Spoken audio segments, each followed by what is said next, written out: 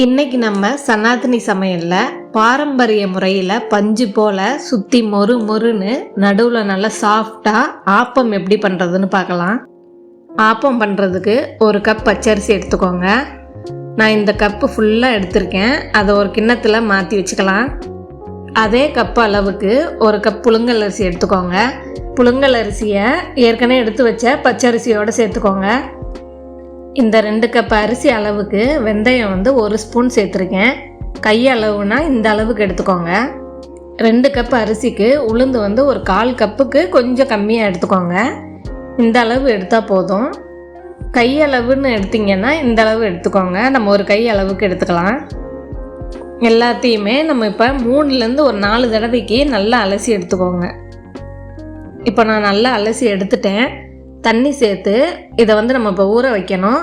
நான் ஒரு 4லேருந்து 5 மணி நேரத்துக்கு ஊற விட்டுருவேன். அப்படியே நல்லா 5 மணி நேரம் ஊறிடுச்சு. எவ்வளோ நல்லா ஊறி வந்திருக்கு பாருங்கள். இப்போ ஆப்பத்துக்கு மாவு அரைச்சி எடுத்துக்கலாம். நான் கம்மியாக இருக்கிறதுனால ஜாரில் சேர்த்து அரைச்சி எடுத்துக்கிறேன். கிரைண்டரில் கூட நீங்கள் அரைச்சி எடுத்துக்கலாம். கிரைண்டரில் அரைக்கும் போது ஆப்பம் இன்னும் நல்லாவே வரும். நல்லா தோசை மாவு பதத்துக்கு நல்லா நைஸாக அரைச்சி எடுத்துருங்க. குருணையாக இருந்துடக்கூடாது. நான் ஜாரில் அரைக்கிறதுனால ஒரு 2 தடவை போட்டு அரைச்சி எடுத்திருக்கேன். மாவை அரைச்சி எடுத்தாச்சு நல்லா.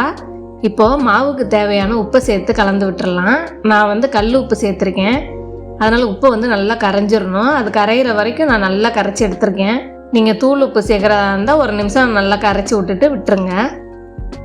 கரைச்சி வச்ச ஆப்ப மாவை நல்லா மூடி வச்சுருங்க. ஒரு 7லேருந்து 8 மணி நேரத்துக்கு நல்லா புளிக்க வச்சுருங்க. நைட்டு அரைச்சிங்கன்னா காலையில் எடுத்திங்கன்னா கரெக்டாக இருக்கும் உங்களுக்கு ஆப்பம் சுடுறதுக்கு.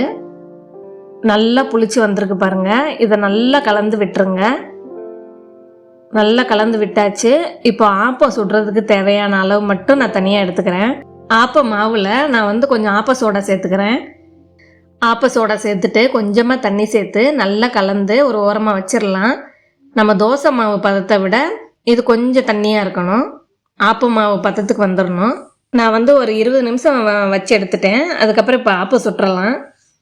ஆப்பம் சுடுறதுக்கு ஒரு கடாயில் நல்லா எண்ணெய் தடவி விட்டுருங்க. அப்போ தான் ஈஸியாக நம்மளால் சுற்றி விட முடியும், ஒட்டாமலும் எடுக்க முடியும். கடாய் நல்லா சூடாயிடுச்சு. ஆப்ப மாவை ஒரு 2 கரண்டி ஊற்றி நல்லா சுற்றி விடுங்க. நல்லா சுற்றி விட்டால் நடுவில் மட்டும் கொஞ்சம் மாவு நமக்கு நிற்கும். அங்கே தான் நமக்கு நல்லா பஞ்சு போல் இருக்கும். இதை அப்படியே ஒரு 2 நிமிஷம் மூடி வச்சு வேக விட்டுருங்க. ஒரு 2 நிமிஷம் கழித்து நம்ம ஓப்பன் பண்ணி பார்த்தா தெரியும்.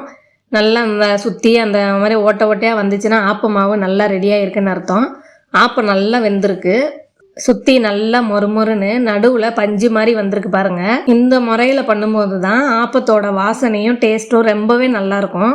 சுற்றி கீறி விட்டுட்டு அப்படியே எடுத்தால் போதும். ஆப்பத்தை எடுத்துடலாம் ஈஸியாக. எத்தனையோ சைடிஷ் வச்சு சாப்பிட்டாலும் தேங்காய் பால் வச்சு சாப்பிட்ற டேஸ்ட்டே தனி தான். இந்த முறையில் ஆப்பம் சுட்டு பார்த்துட்டு எப்படி வந்துச்சுன்னு சொல்லுங்கள். நெக்ஸ்ட் வீடியோவில் பார்க்கலாம்.